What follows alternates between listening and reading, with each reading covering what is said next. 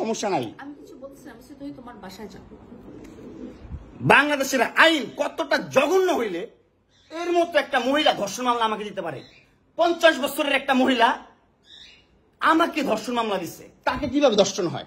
তোকে কিভাবে ধর্ষণ হয় সেটা তুই কোর্টে যে প্রমাণ করিস। কোর্ট তো তোর কি না, তোর বাপের না কোর্ট? তোর বাপ আর্মিতে, তোর ভাই আর্মিতে, তোর জামাই আর্মিতে, তোর 2টা জামাই আর্মিতে।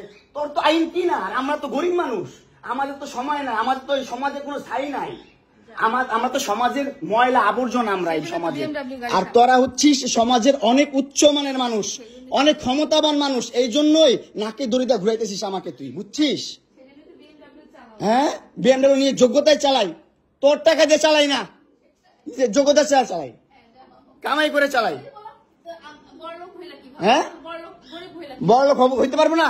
কোথাও লেখা আছে গরিবরা বিএমডব্লিউ চাইতে পারবে না, গরিবরা বড়লোক হতে পারবে না? কোথাও লেখা আছে? হ্যাঁ, কোথাও লেখা আছে? নাহলে ওই মেয়েদের বাসায় যাও, নাহলে নরসিংদী যাও, যেখানে যাচ্ছিলে সেখানে যাও। তোমার কাপড় চোপড় নিবা? অবশ্যই নিব।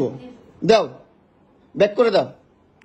না চুদলে মামলা তুলবি না তুই, কস তোরে না চুদলে মামলা তুলবি না তুই। আমারে কস, আমার কি অনলাইনে কবি কই থেকে জানোয়ার কোথাকার? এই জন্য তোর বাসায় আমারে, এই যে বাসায়